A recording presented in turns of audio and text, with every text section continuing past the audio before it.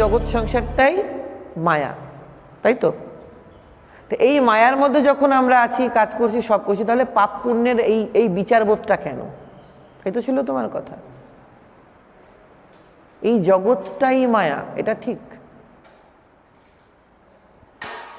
মায়ার প্রয়োজন আছে বলে যিনি সৃষ্টিকর্তা তিনি মায়াটা দিয়ে রেখেছেন।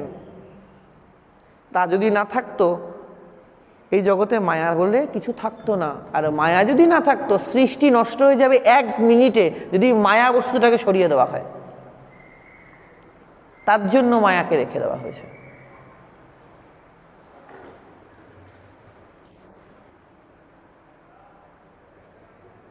কেমন? এই যে ফুলের মালাটা গাঁথা হয়েছে, সমস্ত বৃক্ষ থেকে ফুলগুলোকে চয়ন করে পুষ্পগুলো একটা মালা গাঁথা হয়েছে, সুন্দর দিয়ে সাজানো হয়েছে, সুন্দর করে, দেখতে বেশ ভালো লাগছে। তুমি নিজের হাতে সাজিয়েছো, আমি দেখলাম এসে। তো এই যে মালাটা ওপর দিয়ে দেখতে পাচ্ছি আমরা, ফুলের মালা, কিন্তু মালাটা গাঁথা হয়েছে কি দিয়ে? মালাটাকে ধরে রেখেছে কে? সুতলি আছে ওর ভেতরে। এই যে ধরে রাখার যে বাঁধন, ওই বাঁধনটা হচ্ছে মায়া, আর ওটাই হচ্ছে ওই সুতলিটা।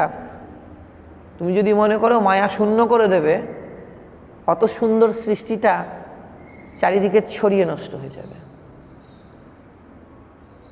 এই জন্য মায়ার প্রয়োজন। মায়া যদি না থাকতো এই সমগ্র সৃষ্টিতে নারী পুরুষ এক জায়গায় আসতো না, কিবা সেটা প্রাণীকুল, কিবা সেটা মনুষ্যকুল। আমার বাবা মা তাদের মায়ার কারণে, তাদের জীবনের চলার পথের যে জৈবিক চাহিদা, সেই কারণে তারা এক জায়গায় এসেছিল বলে আজ আমার এই দেহ। যদি সেদিন তারা মায়া শূন্য থাকতেন তাহলে আজ আমি এখানে বসে ভাগবত করতে পারতাম না, এরা এখানে বসে ভাগবত শ্রবণ করতে পারত না। এই দেহটা ওই মায়ার কারণে তৈরি। মায়ার মধ্যে থেকে মায়াকে জয় করতে হবে। যেদিন সেটা করতে পারবো সেদিন হবে ক্রিয়া।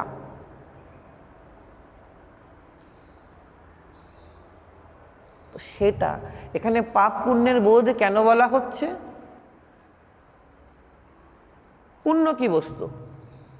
খায় না গায়ে মাখে। পাপই বা কি বস্তু? ওটাও খায় না গায়ে মাখে। এগুলো হচ্ছে সাধকদের উচ্চ পর্যায়ের কথা। সাধনার একটা স্তরের ওপর যখন ভক্ত চলে যাবে, যখন তার এই বিষয়গুলো একদম ফিকে হয়ে যাবে, ওই যে একটু আগে বলে গেলাম, যখন চাহিদা থাকবে না পরমাত্মা ছাড়া কিছু, তখন তার কাছে না পাপ লাগবে না পুণ্য লাগবে, তখন আর তার কিছু লাগবে না। কারণ তখন ভক্ত জানে প্রভু ও পাপেও কিছু হবে না, পুণ্য দিয়েও কিছু হবে না। পুণ্য দিয়ে কি হবে? পুণ্যের আশা সেই করে যে জানে আমার পাপের বোঝা আছে। যার কর্মে কোনোদিন পাপ নাই সে পুণ্যের আশাও করে না। এটা হচ্ছে সোজা কথা।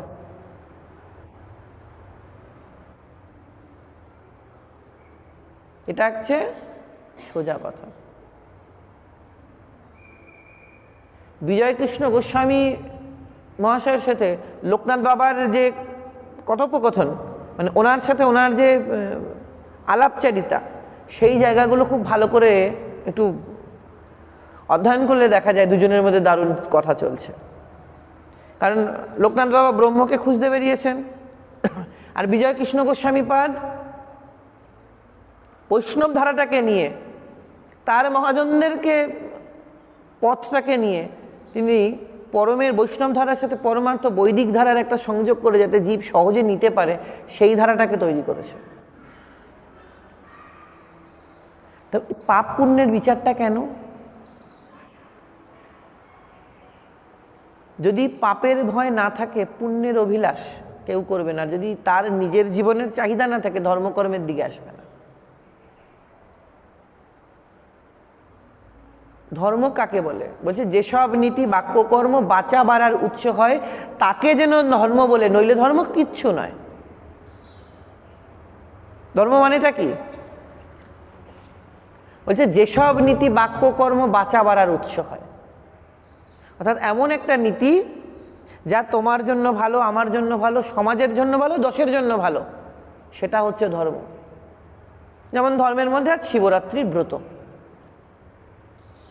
বিষয়টা কি? নিরম্বু উপবাস। কথাটা ছিল নিরম্বু উপবাস, অর্থাৎ একেবারে অনাহার, কিছু খাওয়া যাবে না। এই যে যত ক্রিয়াচার আমরা নিয়ে বসি পূজা পাঠে বা কিছুতে, ফুল চন্দন অমুক তমুক, সাধকের কিছু প্রয়োজন হয় না, হয় বাবা? কিছু হয় না। সাধক কি করে? যেখানে বসেছে, যে অবস্থায় বসে আছে ওইখানে বসে থাকবে, অন্তরাত্মায় যা যা জিনিস ও মানস উপচারে সেবা করবে। এটা তো বাহ্যিক উপচার, এটা শুধু দেখানেদারি, এটা কাজ হবে না।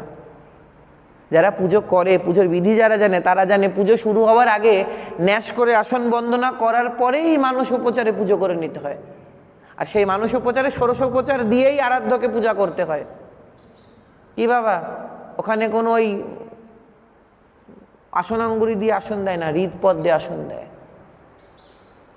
সহস্রারকৃত বাড়ি, তাকে গঙ্গা বাড়ি দিয়ে তার চরণ ধোয়ানো হয়। ভক্তি ধূপে আরো বিভিন্ন উপাচার, এত